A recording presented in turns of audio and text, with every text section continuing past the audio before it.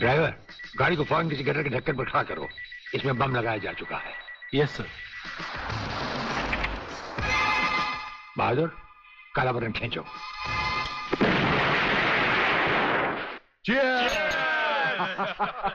पियो, आज जी भर कर पी लो।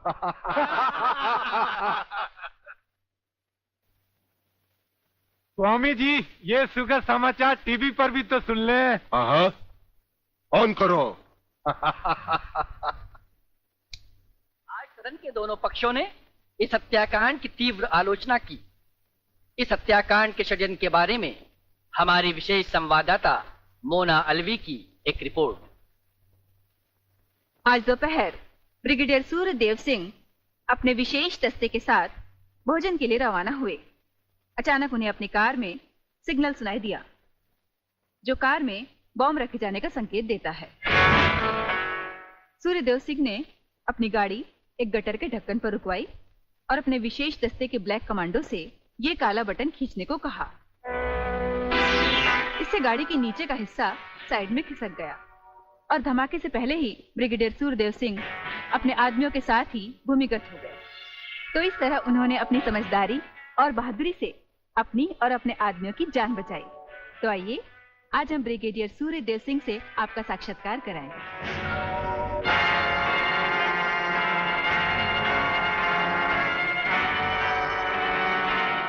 ब्रिगेडियर साहब, क्या आप हमें बताएंगे कि इस साजिश में किसका हाथ है?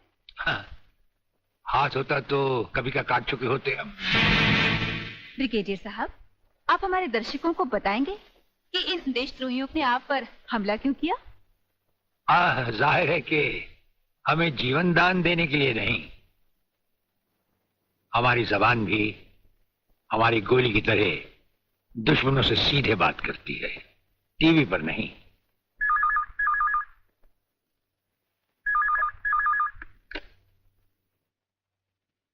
हेलो। ज्यादा आंखें फाड़ कर हमारा न्यूज देखोगे तो जल्दी अंधे हो जाओगे। ये समाचार देखने का नहीं, पैगाम सुनने का वक्त है। हेलो हेलो, तुम फोन कहां से कर रहे हो? तुम तो टीवी पर हो। हम टीवी पर भी हैं और हमारे घर पर भी। गेंडा स्वामी, ये टाइम बम का खेल हम तब से खेल रहे हैं जब तुम्हारे बाप दादा अपने बालों में खिजाब लगाते थे। याद रखना, तुमने सिर्फ एक टाइम बम फिट किया था जो हमारा बाल भी बैंका ना कर सका, मगर हमने तुम्हारी मौत के लिए इतने बम तैयार कर रखे हैं जो तुम्हें तो क्या, तुम्हारे पालतू कुत्तों को भी बचने का टाइम नहीं देंगे। ब्रिगेडियर साहब, क्या आप उन देशद्रोहियों को कोई पैगाम देना चाहेंगे? पैगाम? हमारा पैगाम तो उन तक पहुंच चुका है। हम आपको यकीन दिलाते हैं कि हमें जिंदा देखकर वो अपनी टीवी तोड़ डालेंगे। अबे साले! सर, ये क्या है? इतनी देर से गाड़ी चली जा रही है, आप खामोश बैठे हैं, बता नहीं रहे हम कहां जा रहे हैं, कौन से मिशन पे जा रहे हैं? मिशन है हमारा जन्मदिन। अरे, हमारी राजपूताना रेजिमेंट हमसे बहुत प्यार करती है वागले, और वहां के कुछ जूनियर और सीनियर अफसर मिलकर हमारे जन्मदिन को बड़े शौक से मनाते हैं। वो रेजिमेंट कहीं भी हो, हमें वहां जाना होता है, और साल में एक दिन जिंदगी के गम और फर्ज भुलाकर उस रात हम नाचते हैं, गाते हैं और सरूर में झूमते हैं। Very good, very good. लेकिन सर, मैंने आज तक इस बला को मुंह से नहीं लगाया। हाँ वागले, लेकिन आज हमारे साथ पहली बार तुम इस बला को मुंह से लगाओगे और चूमोगे भी, और फिर हमारे साथ गाओगे, नाचोगे। सर, नाचने गाने की बात तो ठीक है, लेकिन कहीं मैं पी के लुढ़क गया तो? अरे वागले, ये कंधे किस लिए हैं?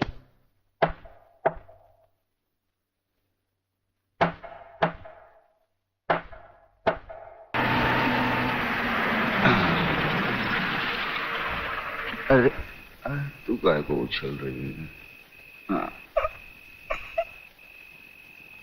आ गया रे। अरे, जग किधर? दर्जी सीने को भूल गया क्या? है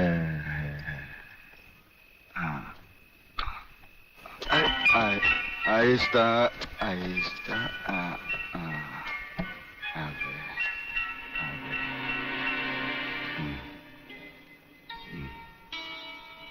अरे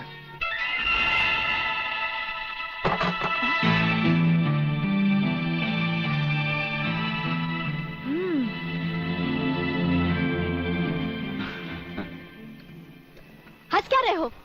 ये कोई घर आने का वक्त है? वो क्या बात है कि शांति, मैं तुम्हारी कोई भी बात सुनना नहीं चाहती। भूल गए? आज तुमने कहा था कि घर से खाना बना कर लाना, हम लोग साथ में खाना खाएंगे, और आ रहे हो अब? वो बात हमने जानी है ना, जानी। ये क्या? तुमने दारू पी रखी है? तुम दारू भी पीते हो? वो बात ये है कि शांति, अरे तेरे झुमके कितने मोटे। खबरदार अगर मुझे छुआ तो। मैं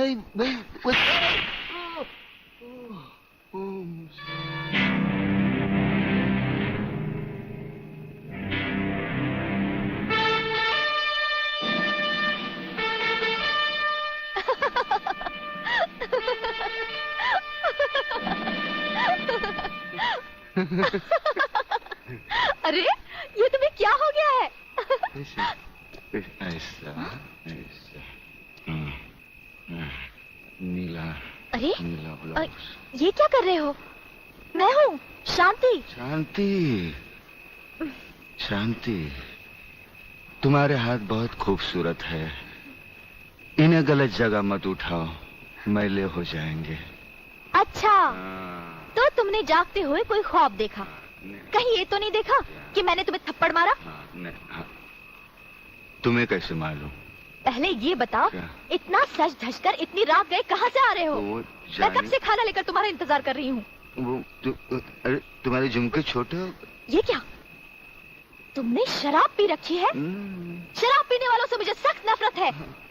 खाना नहीं खाया हो तो खा लेना, मैं चलती हूँ। शांति, शांति, तू नहीं जानती। मुझे छोड़ दो। मैं कभी शराब नहीं पीता। वो ब्रिगेडियर साहब है ना, उन्होंने पहले मुझे कसम खिलाई, फिर शराब पिलाई। मैं कसम खाता हूँ, भगवान की कसम खाता हूँ। मैं तुम्हारे सर की कसम खाता हूँ। दोबारा नहीं, दोबारा। हेलो, इधर तू बचता है, उधर वो बचती है। हेलो, नमस्कार। हाँ बोलो खबरीलाल, क्या समाचार है? दोस्त आज रात के खास समाचार ये हैं कि प्रोफेसर रंगास्वामी का अपहरण को बंद नहीं किया है, और हमारे विशेष संवाददाता के अनुसार आपके ऊपर किसी भी समय दुश्मनों का जानलेवा हमला होने की संभावना।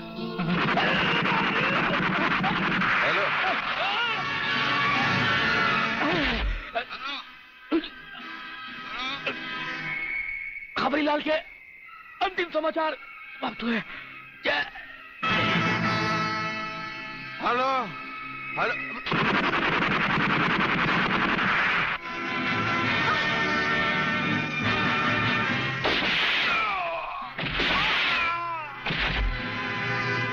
आंडू पांडू समझा क्या? मराठा है भाई।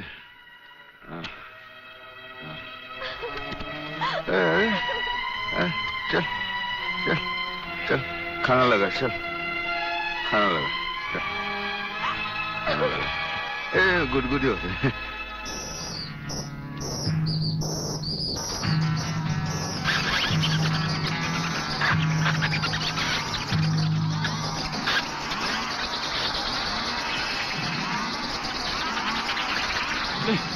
नहीं नहीं नहीं नहीं, ये क्या कर रहे हो? नहीं नहीं नहीं नहीं नहीं नहीं नहीं नहीं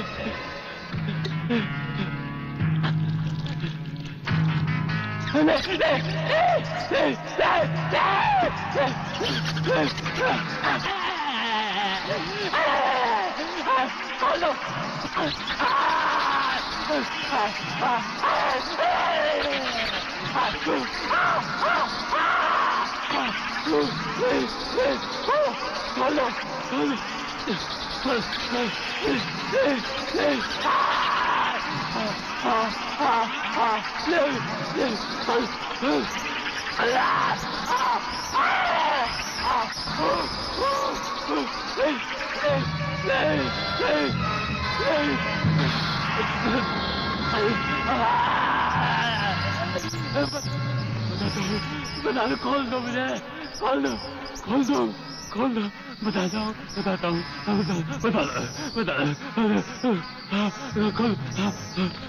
बता दो, बता दो।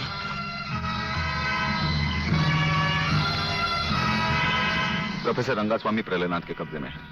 आखिर बबन ने मुंह खोल दिया। 1 मिनट सर। सर, दिल्ली से होम मिनिस्टर चौधरी आपसे बात करना चाहते हैं, हॉटलाइन पर। बात कीजिए सर। नमस्कार मंत्री साहब। नमस्कार। देखिए, कल एयर फ्रांस की फ्लाइट से प्रोफेसर खुराना फ्रांस से पहुंच रहे हैं। आपने उन्हें देखा भी है और उन्हें अच्छी तरह से जानते भी हैं। दुश्मन की नजर भी उन पर होगी, इसीलिए उन्हें एयरपोर्ट से रिसर्च सेंटर तक पहुंचाने की जिम्मेदारी मैं आपको सौंप रहा हूं। ये एक बहुत ही कॉन्फिडेंशियल मामला है। कॉन्फिडेंशियल मामला तो मैं जान चुका हूं। ब्रिगेडियर, आप देखना प्रोफेसर खुराना कहां पहुंचता है। मगर प्रलयनाथ, ये नामुमकिन है। मंत्री होने के नाते तुम्हारे लिए यह काम बहुत आसान है जीवनलाल। तुम एयरपोर्ट के किसी भी हिस्से से ब्रिगेडियर की आंखों में धूल झोंक कर उसे उठा सकते हो। मगर मैं तो प्रोफेसर को जानता तक नहीं और नहीं उसे देखा है। उसकी फिक्र तुम मत करो, मैंने बॉब को खबर कर दी है। हमारा विदेशी एजेंट फ्रांस से ही प्रोफेसर खुराना का पीछा साए की तरह करेगा और वही तुम्हें एयरपोर्ट पर प्रोफेसर खुराना को तुम्हारे हवाले करेगा। राधा, जब तक मैं तुम्हें दूसरे आदमी तक नहीं पहुंचा देता, यूं ही खामोशी से चलते रहना। एक लफ्ज भी बाहर निकाला तो साइलेंसर लगे रिवॉल्वर से कब गोली निकलकर तुम्हारे अंदर दाखिल हो जाएगी किसी को पता भी नहीं चलेगा। मुफ्त।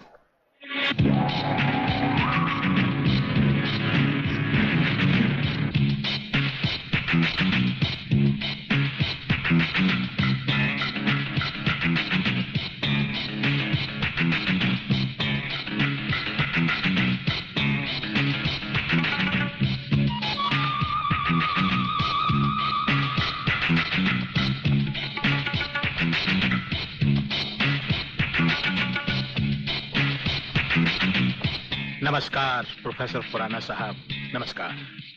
मेरा नाम जीवनलाल टंडेल है। मैं इस राज्य का मंत्री हूं। आपका स्वागत करने आया हूं।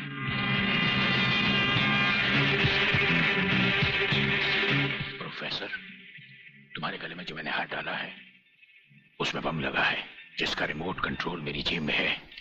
जरा भी होशियारी दिखाई तो तुम्हारे चीथड़े उड़ जाएंगे, समझे? खामोशी से मेरे साथ चलो, चलो आइए।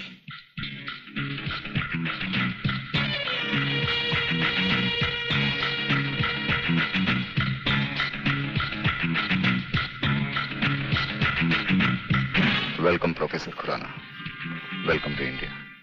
वाह जीवनलाल वाह, आज तुमने तो कमाल कर दिया। प्रोफेसर खुराना वो ब्रिगेडियर तो बेचारा एयरपोर्ट पर हाथ मलता ही रह गया और प्रोफेसर हमारे जाल में कबूतर की तरह फंस गया। ब्रिगेडियर शायद ये नहीं जानता कि प्रलयनाथ ऐसा शिकारी है जिसके हाथ से कभी कोई शिकार नहीं बचता।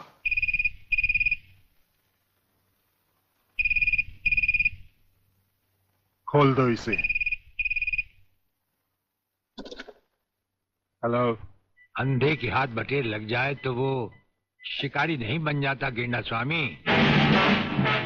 जिसे तुम प्रोफेसर खुराना समझे बैठे हो वो दरअसल तुम्हारा अपना ही एजेंट है जो फ्रांस से प्रोफेसर खुराना का साई की तरह पीछा करता आ रहा है, समझे? प्रोफेसर तो वहां पहुंच चुके जहां उन्हें जाना था। मुझे माफ कर देना प्रलयनाथ जी, मैं प्रोफेसर खुराना नहीं, आप ही का एजेंट हूं। मगर हवाई जहाज में ही ब्रिगेडियर के कमांडो ने मुझे मजबूर कर दिया। प्रोफेसर ने गन पॉइंट पर मुझे जीवन लाल तक पहुंचाया। मैंने वहां भी कहना चाहा, लेकिन इन्होंने बम वाला हार मेरे गले में डाल दिया। मैं कुछ कहता तो वहीं जान से मारा जाता।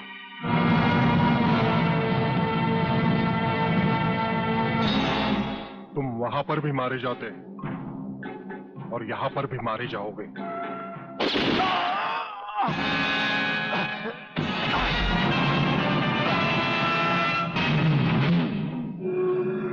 मैंने विदेशी एजेंट को तो सजा दे दी है ब्रिगेडियर, मगर प्रलयनाथ से ये दुश्मनी तुम्हें बहुत भारी पड़ेगी। जो भारी ना हो वो दुश्मनी ही क्या प्रलयनाथ। तो एक बात मेरी भी अपने कान में अच्छी तरह उतार लो ब्रिगेडियर।